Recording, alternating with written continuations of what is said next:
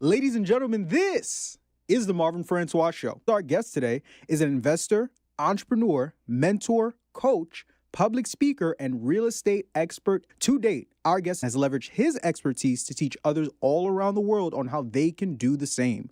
Whether he's on stage in front of hundreds educating aspiring investors on how to build wealth in real estate, or teaching on platforms just like this so that viewers like you can have the tools, education, and mindset needed, the value that this man provides to anyone looking to win is proof why his success in the space is not coincidence, it's confirmation. And today, he's here to do more of the same. Ladies and gentlemen, from Brooklyn, New York, I'm here with the one, the only, my guy, Mr. Storm Leroy. What's going on, brother? I'm blessed and highly favored, brother. Listen, if I was any better, I'd probably be you. Oh, man. I'm a reflection of you. I appreciate it, man. I'm excited to have you on here. This is going to be a very fun sit down for me. Yes. I've been following you for a good amount of time. I'm all about sitting down with individuals that are about empowering our people, about wealth building, about financial literacy and financial freedom. And if I'm saying I'm about all these things and I haven't had you on my platform, I'm doing my audience a disservice. So I'm looking forward to this conversation. I did an okay job introducing you, but nobody knows Storm Leroy better than the man himself. So for those who aren't familiar, let's get them familiar. Who exactly is Storm Leroy? Storm Leroy is a man from Brooklyn, New York, who's experienced a lot, understanding what that was like, helping develop and shape my mind, and watching my dad grow up coming from the South, understanding that he wanted more, and in turn he was teaching me the valuable lesson of demanding more and using my mind as a catalyst and not my body to work. And he was teaching me that through watching him do hard work, learning a lot about history. I love history. I love books. I love our history specifically, because when you know it, you witness the steps when they're trying to repeat it, and you know how to bob and weave, stay away from it. And I call myself a realist speaker, not a motivational speaker, because I speak real. I love it. You mentioned someone just now, and you talked about your dad, and I think that would be a great place to start. If we go back to your early beginnings, you have a story that you've shared that I really connected to from your childhood, where one night your father comes home from work, he's sitting at a dinner table, he's covered in dirt, all the way up to around his chest area, and you're taking his boots off, and he shares something with you that completely changed your mindset from that moment moving forward. Can you share that story with the audience? Yeah. Actually, my dad, who worked Brooklyn, New York, helping to build Woodhull Hospital, he was a day laborer. You know, he was one of those guys where you see them outside and they would get handpicked to do work back in the 70s. And my father was a very big man, very strong. He was digging the ditches, so it ditched collapsed on him while he was actually working the site. Wow. So they carried him home, brought him into the kitchen and sat him down at the kitchen table, and he would have me take his boots off whenever he could catch me, because I always try to avoid him. So in this day, when I seen him carrying him in and sat him down at the table, I went into the house and I looked around the corner and seen him at the table in pain, and he called me to take his boots off. So while taking his boots off, he says to me, "Do you know why I have you take my boots off?" And it was sort of like this superhero's, like his origin story. He's finally going to tell me what he was creating and building in me. So I says, "No." He says, "Because I don't never want to see you go through what I'm going through." And you would imagine when you see your father working hard every day, he's instilling in you the lesson of what hard works look like and the accomplishments from working hard. Right. He was doing the exact opposite. He was showing me that hard work destroys you, breaks your body down, and it only could get you so far. Showing me to use my mind and intelligence to get where I want to go, because my body won't get it done.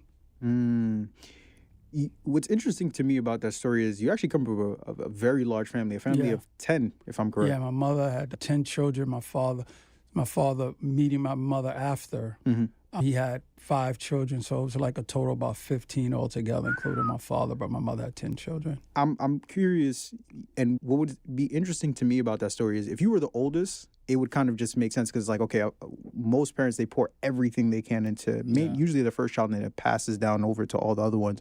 But you weren't the first child. I think you're somewhere in the middle. I'm middle. What do you think it was that your father saw in you that he poured that kind of life lesson into you specifically? I was very inquisitive. You know, even though I loved to play, you know, as kids, sports and stuff like that, I still was inquisitive with electronics. I'm going to take you guys back, like Commodore 64. I know you don't remember stuff like this. And the Tandy computer. This is when they had floppy disks. Okay. Like, I'm not talking small floppy. I'm talking about, like, 8-inch floppy disk. I think it was about 4 inches, 8 inches. And when I finally seen what a computer was, I was amazed, and I wanted to take it apart. I wanted to learn it.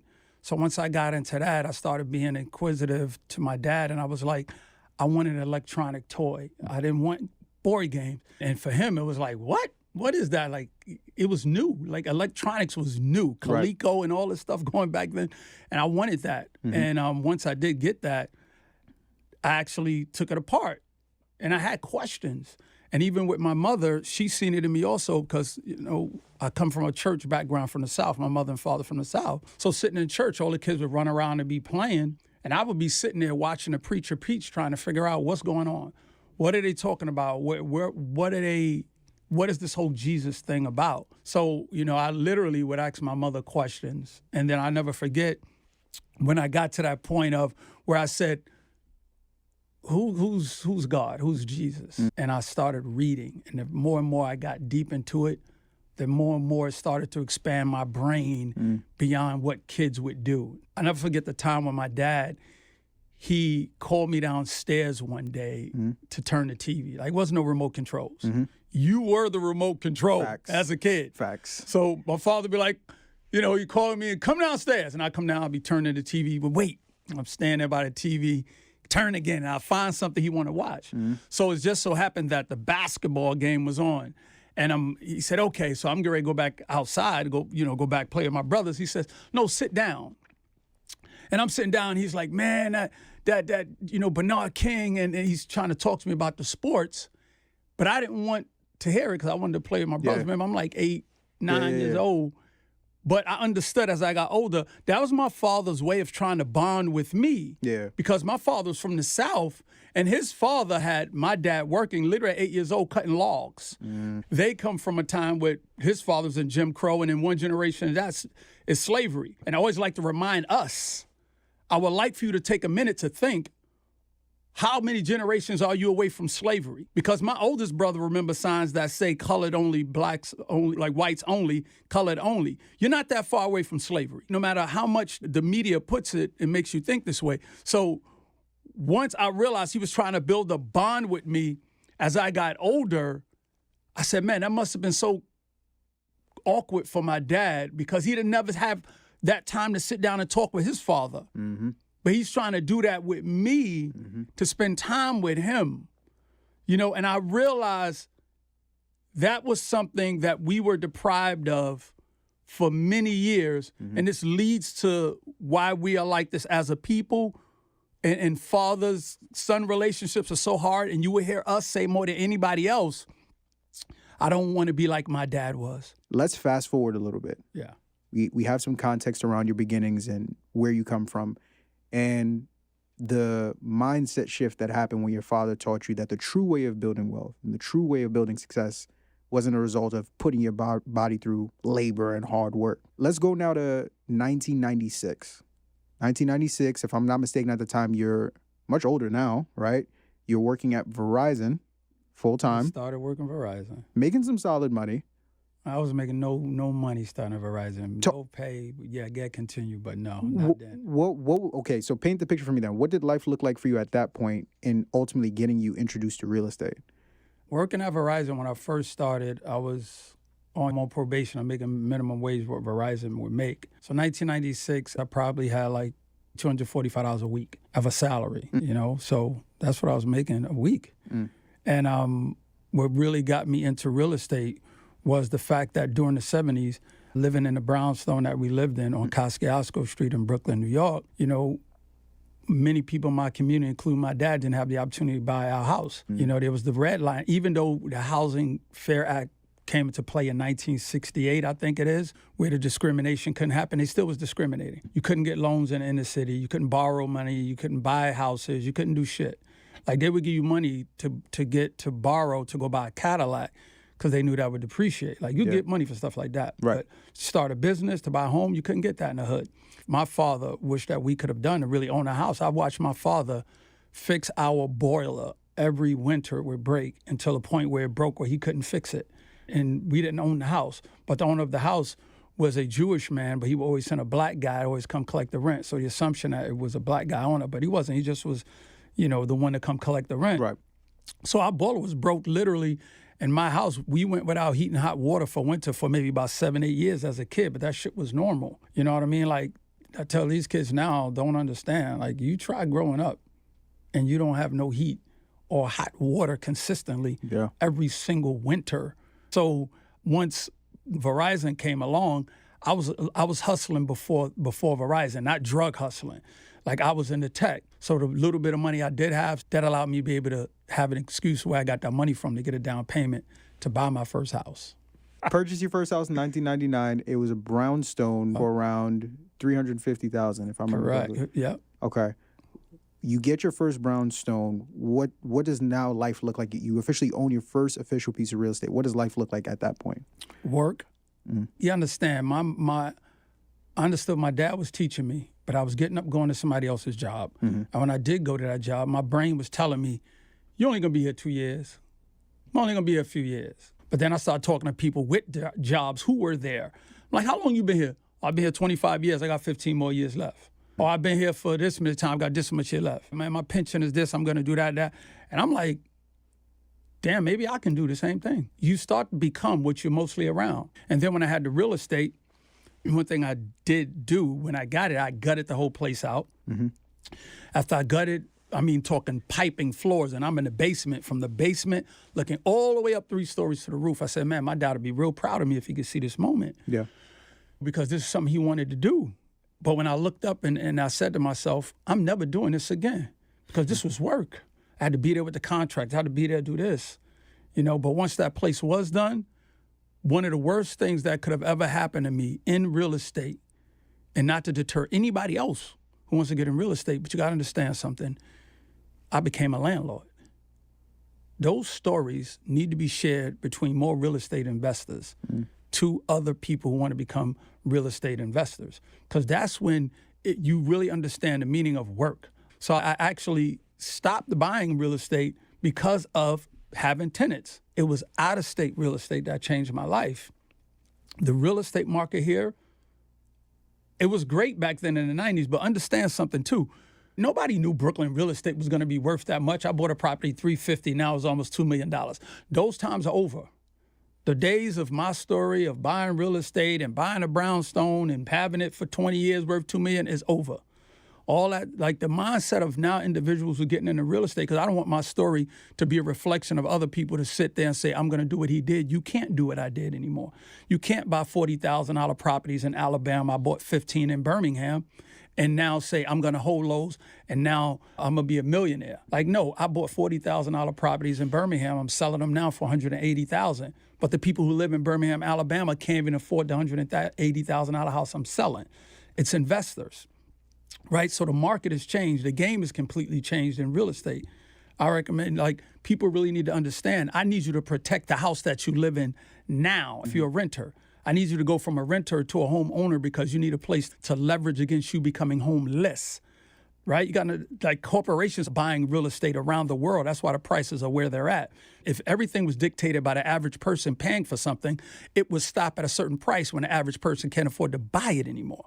The reason why real estate is so high, because it's a clear pattern. There once was a time you can go dig for gold, get a pick and a shovel, and you started building wealth with gold. Government came along and said, we want to manage the gold, and now we're going to give you paper tinder. There once was a time you could buy land and strike it rich by finding oil. But what happened? Corporations came along and said, nope, we got the land, we got the oil. Same thing is happening with real estate. Corporations are buying real estate, and now real estate is turning into an unaffordable commodity for the average person to be able to buy. So what I recommend people do is you need to understand there's a reason why the rent's high and real estate is high, because the whole purpose is to make the next generation of home buyers not home buyers. They want you to be renters. If you look at all the big developments that's going up right now, you see signs that say for lease. You used to see buildings going up and they would say condos for sale. Yeah. Now you say everything's for lease, because the thing is to take away from your generation the power of home ownership and equity, now make you a forever renter. Now you're forever paying rent. And now you're not allowed to think properly. Don't you know if you're worried about your rent going up and having a place to live, you're not able to become a focused individual to be able to create wealth the way you want to? Where's the equity growth? All the people who bought real estate like myself in the 80s, 90s, 2000s, we got equity. We took the equity. We starting businesses. We handing it down. Yeah. Your generation can't buy real estate. What are you handing down? What are you creating? What are you leaving them? See what I mean? And now you look at the homeless situations that's going on throughout the whole United States, New York, Atlanta, California, San Diego, Texas. Homeless rates are astronomical number, and they're just putting billions to solve the problems, but nothing's coming out of it.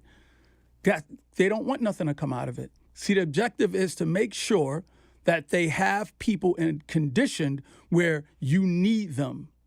Jobs are not going to be here because technology is overruling the jobs. Like your generation, I really feel sorry for because you guys are coming in inheriting trillions of dollars worth of debt that the government and my generation of people had the opportunity to take advantage of by getting all these loans, refinancing, buying real estate. So you're in a tough spot. So one thing when I sit down to do interviews, I don't want nobody to sit there and think that, oh, it's all good, because no, it's not all good no more.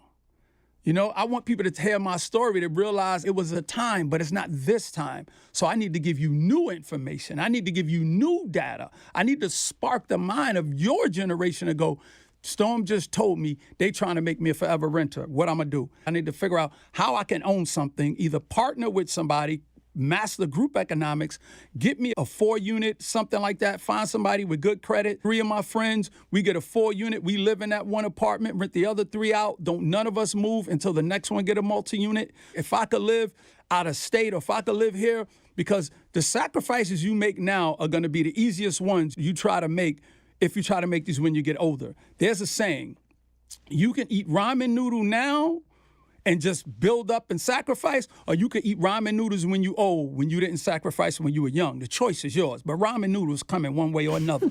You feel me? So we got to think that way. You're not the only real estate investor I've sat down and who has said that. The market has changed and times have changed. And it is important for especially newer and aspiring investors to understand this. And hearing from individuals like yourself who have been on both sides of the coin, where the market was before and where the market is now. So if I'm an aspiring investor, you said how a big turning point for you was investing out of state. Most aspiring investors that are probably in big markets like the ones we're in now, whether it's in New York or California or Florida, if they're looking to get started in out-of-state investing, what does that process look like?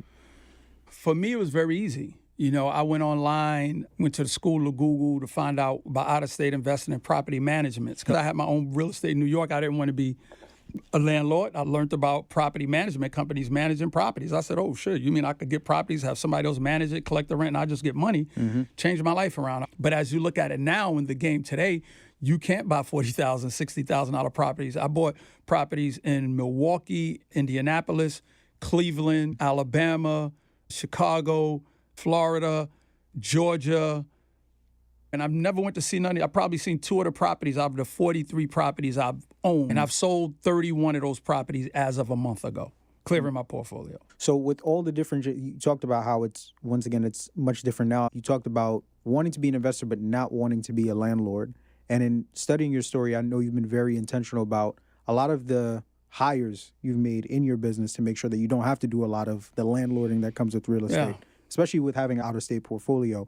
What are some, when we talk about building out that team and bringing on the right people into our real estate business, what are some of those key hires that you've made in your business to make it to where you could focus more on being an investor? First thing is key. I only bought tenant-occupied properties. That still holds to today. I will tell people, find you a property in a B-class area, not a C. The level of the alphabet's based on how good the quality of the area is. Okay. It's A, B, C, and D. I would not buy a D. I would not even buy a C or a C+. I'm looking in B areas where people have jobs that won't be impacted by things like, you know, if another coronavirus was the start, or inflation. I want people who work civil servants, bus drivers, sanitation, things of that nature. Like a lot of properties that I sold 31 of our properties because they're in endangered areas. People have jobs, for example, working as cashiers, working in supermarkets, working in pharmacies, Uber drivers. These jobs are not going to exist. You look now, Waymo, Google has Waymo, which is a driverless car share. Uber's going to be, like Uber drivers are going to be non-existent. You look at Tesla. He now has a driving share that's going to be launching where your Uber car, when you're not using it, it can go get fares and drive around and collect fares like a car share and make money. You have to, my people, Start thinking 10 years ahead. Stop thinking about next week.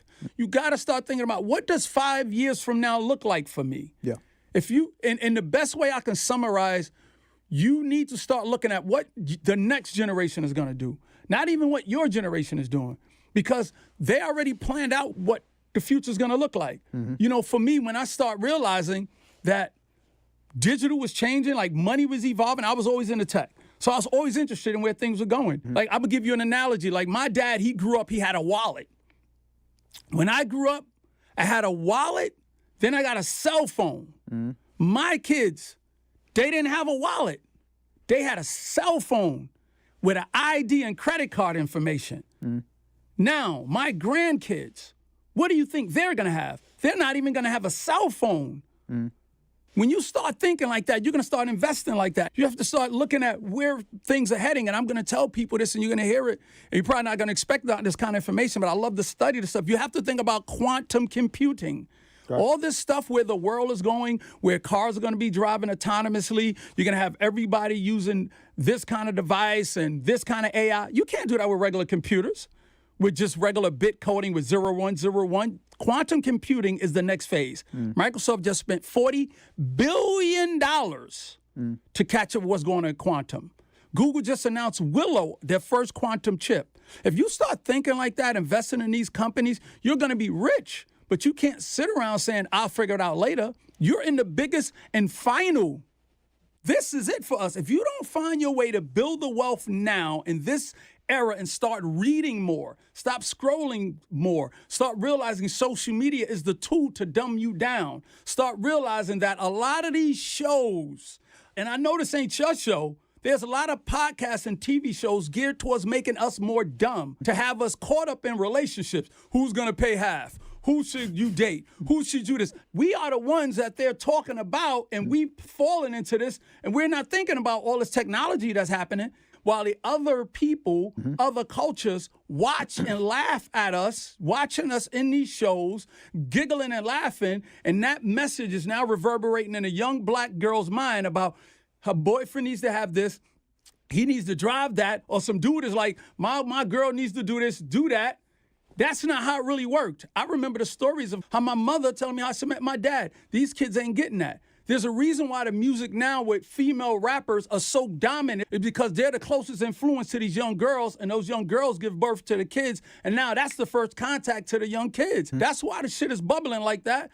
Music was once used to help us push through slavery. Music was used to help through the civil rights movement. Songs like War, Fight the Power, James Brown. If you take our culture out of everything that's taking place, there'll be nothing here to enjoy. If you take us out of basketball, baseball, you take us out of music, you take us out of movies, you take us out of anything. Once we got into golf, we got into tennis, we got into hockey, which we invented hockey, that's another story. But once we started doing all that, shit changed. And the people with money realized we got to stop them from growing, because they're only one generation away from becoming the smartest people in the world. They already became president. If we keep it up at this pace, they're going to become scientists. They're going to become the greatest computing people on the planet. They're going to become trillionaires, and we are going to be in trouble. And there's another damn thing I got to get into, my brother. Forgive me, Let's do it. We've been taught not to support each other. We don't believe in our own people. But that's not our fault. That's by design, because that's what they want us to see. The image you're always going to see of us is being either sports or some kind of crook, criminal, something along that lines. And I know we got a few selected few who've played other parts, but I mean the majority. And when you look at where the kids now, what they have to look at as a reflection of imagery is everything. Yeah. When you put a mirror in front of somebody and ask them, matter of fact, I'm going to do that now. Because I never forget when a gentleman told me this. He said, I want you to close your eyes. He says, a young man gets shot. Ambulance pick him up, rushing him into the hospital. He's bleeding out. They put him on the table. Doctor rushes in. They want to take care of him. Doctor says, we got to get him into surgery. What color's the doctor? What color's the kid? That's the kind of shit they've been doing to us. So I'm quite sure we both came up with the same answers on what color we thought they would be. You can get back to your questions. You're not telling me. I enjoy conversations like this because it all ties into what you're saying. If the ultimate goal is building wealth, we have to talk about all angles of the conversation. I appreciate what you're saying right now because there's the tangible of finding property and all these different things. But everything that you're saying, when we talk about the mindset of what's going on and what's keeping us from getting where we need to get to as a people, I appreciate it. You speak with a lot of passion and a lot of conviction, especially when we talk about this subject matter. But I also see that whenever I see you on platforms like this, speaking a lot about, everything you just broke down now about where we should be and where we could be as a people if we just got past a lot of those mental blocks of what's working against us. I also see that you always have your brand, which is Employed Millionaire. What does the Employed Millionaire mean in relation to a lot of what you just talked about and the work you're doing to help our people overcome, where we are in relation to where we should be? Yeah, see, Employed Millionaire has nothing to do with money. Actually, I was on a plane, and this guy says, Employed Millionaire, that's an oxymoron. How can you be employed and you be a millionaire? I said, that's the point of it. You can't be. It all started with me believing that I could be a millionaire. Because when you go to work, all you believe is what you are by the end of your salary. If somebody say, okay, I got a job, and you be like, okay, how much you worth? You start calculating that on Bob, how much you make. Man, I make $100,000 a year. So that's a number based on the job you have. But I had to be like, I'm worth $2-3 million. This job is what's holding me back. But what I got to do is take my job salary because the job is my first business partner. The job is investing in me to take this money and go do something with it and stop coming back. It's the biggest thing we get confused with. We go to work 40 hours, 60 hours, 80 hours, get this money, go pay bills first, and then pay yourself last. Profits first. Pay yourself. You got to start paying yourself first. You need to understand, once you start calculating that, you're going to do better. And then stop taking your tax return and balling the fuck out with your money. You got to take those tax returns, and now you got to invest. We get money, and see, the biggest problem is also we don't know how to get away from people that don't know how to give us information that's going to help you grow and evolve. If all you do is hang around a group of people that work and everybody's looking forward to getting their tax return to go to Mexico, then that's what you're going to hear. But if you hang around other people who are now talking about, I'm working, but when I take my money, I'm going to invest in this, or I'm going to buy this, or I'm going to do that. See, now that helps. That gives you a different way to look at it. But just because you grew up with somebody from the sandbox, it doesn't mean they need to be with you all the way through. I say there's 3 boxes you have to check on your way to wealth. There's the sandbox, your childhood relationships. There's the lunch box, people that you met through work. And there's the owner's box. You have to check those 3 boxes. And a lot of times, there's not one person who's going to make all 3 of those boxes with you. But you have to make the sacrifice along the way. You are bigger than what you are. The main thing that's most likely holding you back is the people around you. Change is the hardest thing to do until you're forced. And then you'll be like, damn, I gotta do it. You know right now you may have to change. People know they need to change and stop eating sugar until the doctor say, I gotta cut your foot off. You're like, damn, I gotta change now. They're gonna cut my foot off. When you could have changed before it got down to cutting your foot off.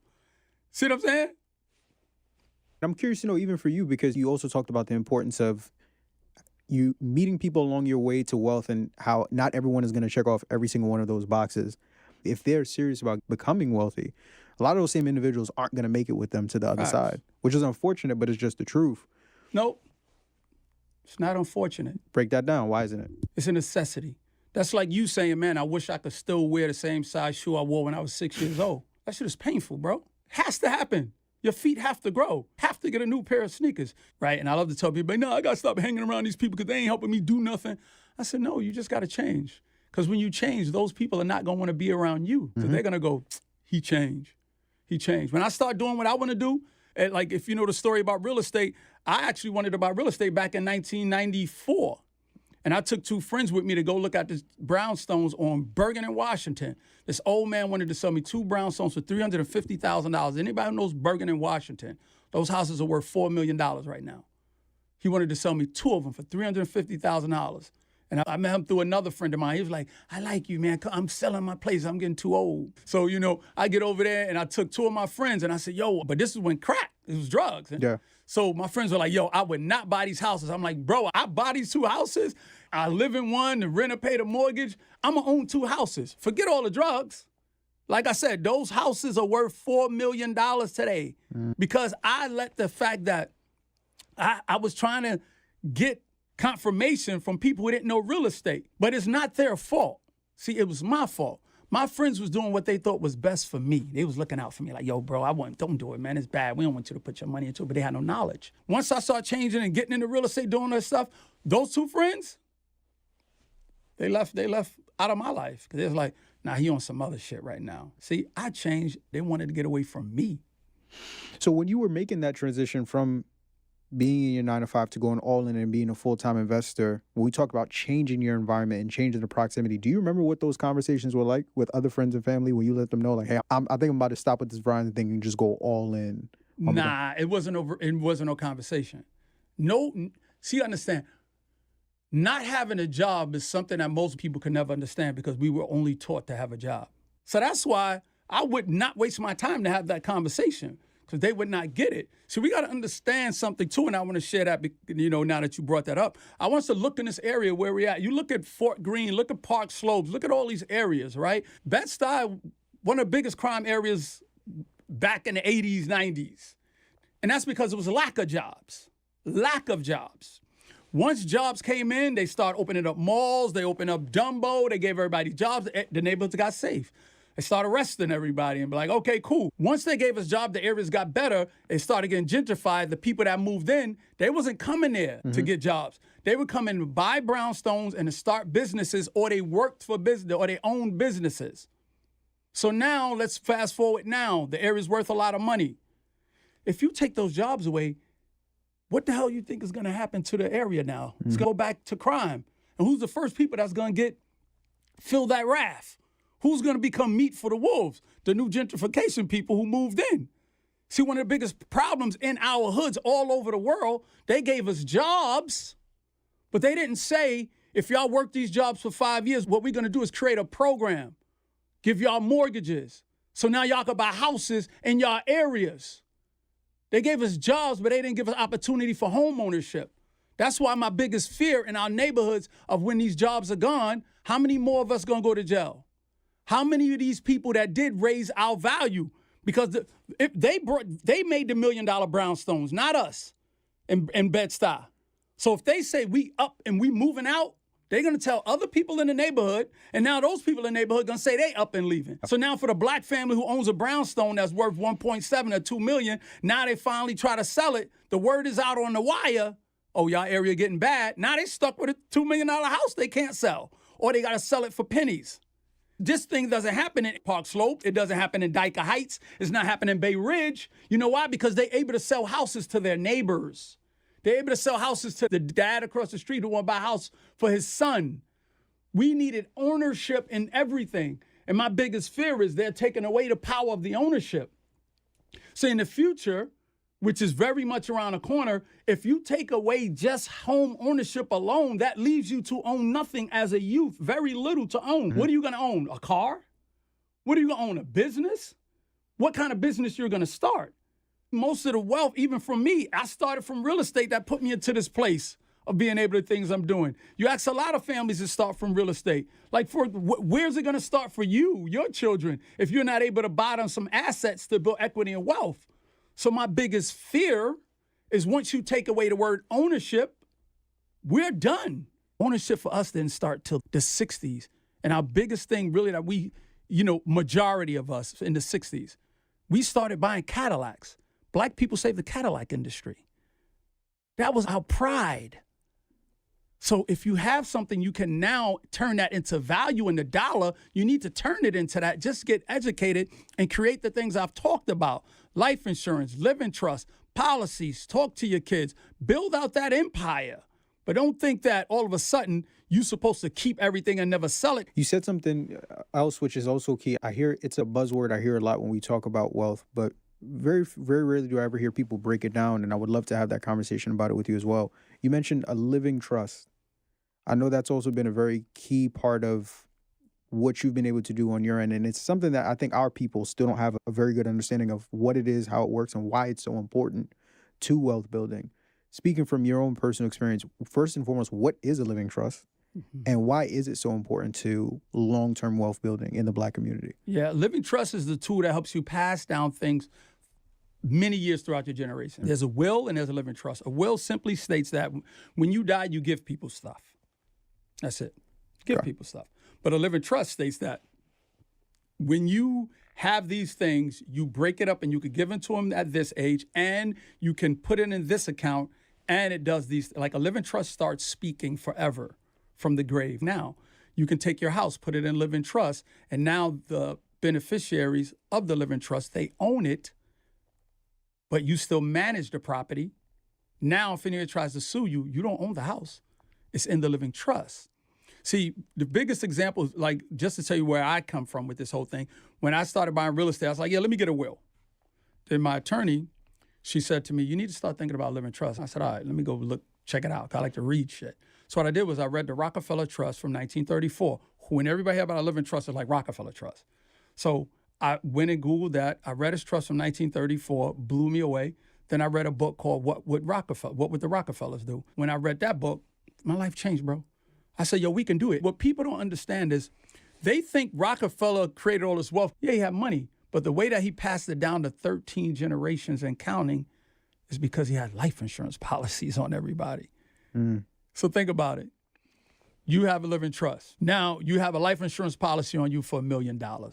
Inside your living trust, you put in there another living trust for your son, and now you state that your living trust, your son only could get half. So that's $500,000. But your grandchild, he gets the other half. So now, unfortunately, we all pass away. You pass away, your son, your $1 million policy, he only gets $500,000. The other $500,000 goes into a brokerage account for your grandson. Your grandson, he only gets it when he turns 21. So the $500,000 is sitting into a brokerage account until he turns 21. Let's say 21 years, $500,000, 6% interest. So that $500,000 turns into about $1.3 million. But now what your father would do now, he would have a living trust for his grandson, which would be your great-grandson. So this is how Rockefeller called the cascading effect. So your grandson, he would get paid from your living trust, and now your grandson would get paid twice from your son's living trust. And it just snowball effect. There you go. See what I'm saying? And that has nothing to do with wealth. Right. That's from having a life insurance policy. See, the most valuable thing on you is the air you breathe until the day you stop breathing. But we think it's taboo. Like, I make sure I got life insurance policies. My children are going to have them. I'm going to set up the living trust. My living trust, like, I'm literally readjusting my living trust now. I have 2 of them, but I have businesses. I have a lot. So I say the average living trust, people can actually start those off around $3,000, $6,000. Quantum computing, you need to understand where it's going. You need to start investing while they're low.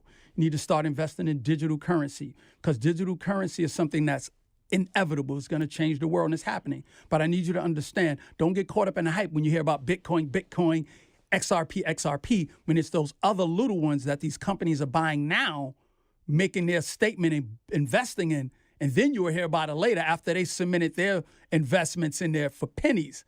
And the problem with us, we don't want to buy nothing when it's cheap. But my thing is this, everybody's talking about XRP and Ripple, and I'm going to buy me a Bitcoin and all this. I'm like, why? I want people to look up something called VeChain that BMW just invested in, Walmart invested in, UFC just invested in, a couple of multi-billion-dollar companies just invested in this company here.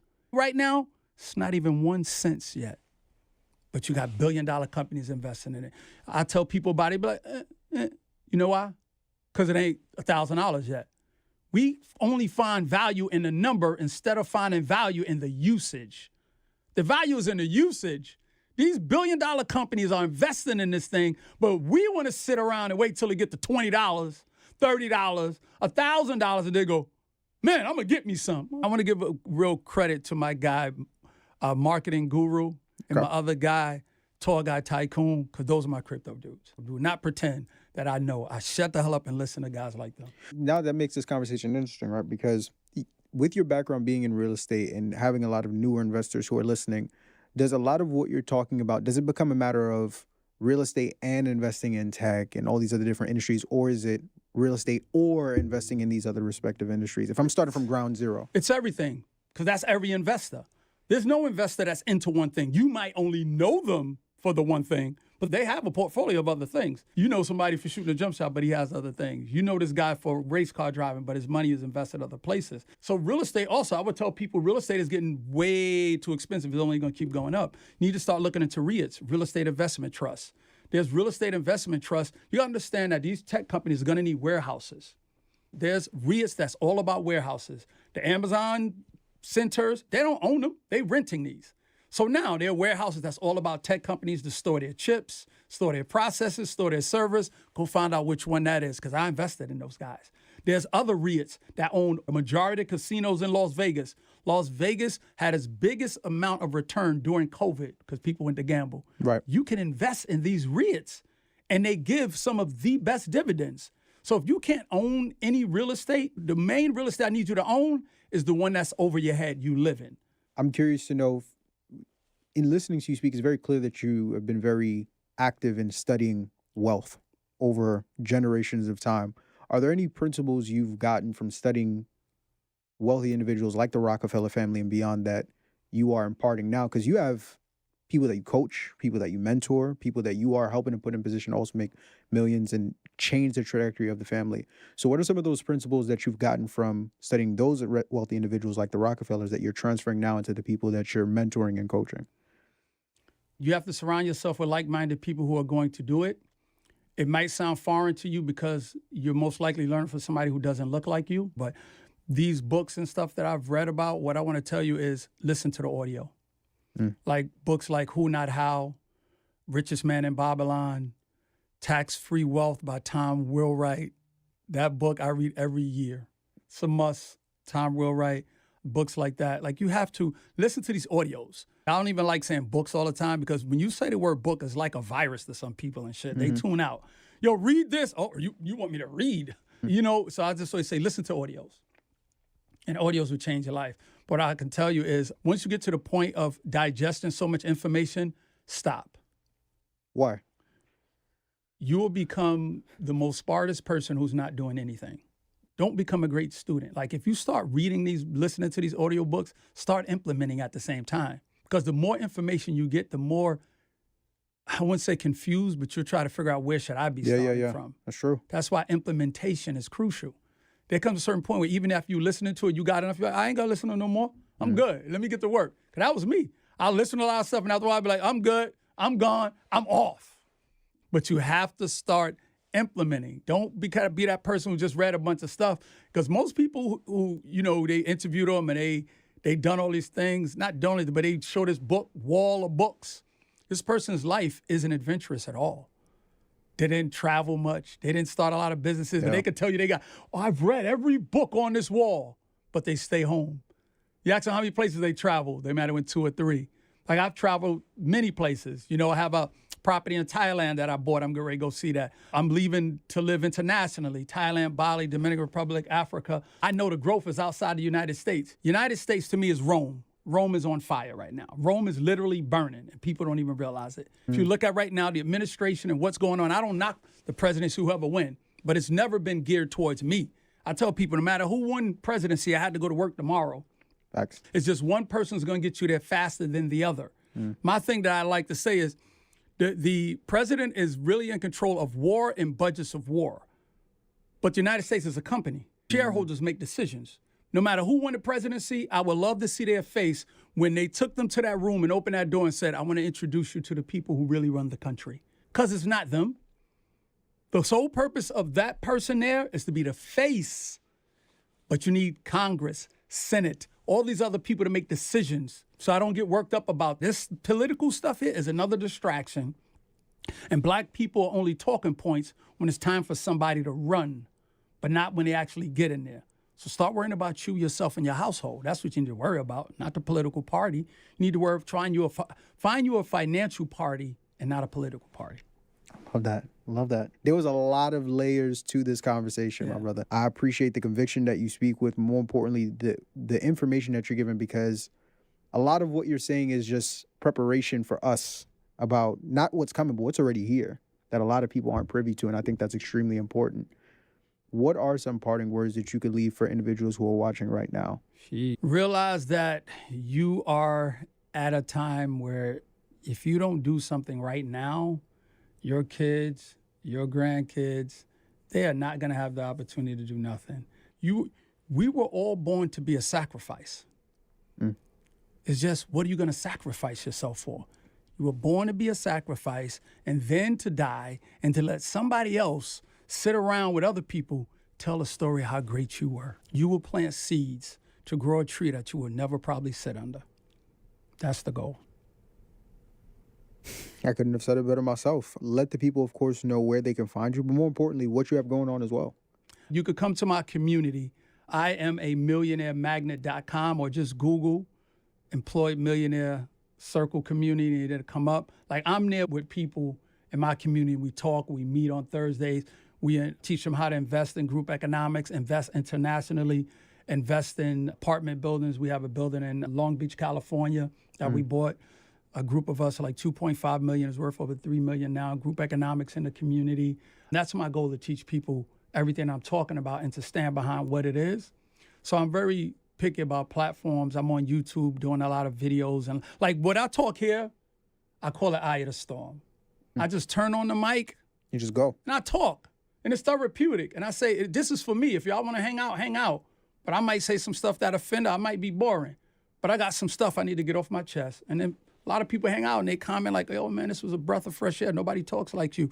I say, I'm not doing it to impress. I'm doing it because this is just shit we need to hear right now. So just Google me and come meet me on YouTube or in my circle. Perfectly said. Take a second, take a minute, take an hour out of your day right here, right now, to hit the like button, show this episode some love, but most importantly, tell a friend to come back. As always, I'm Marvin Francoise. That's Storm Leroy. Y'all have been good. We've been great. Thank you, and God bless. Peace. Always seek knowledge.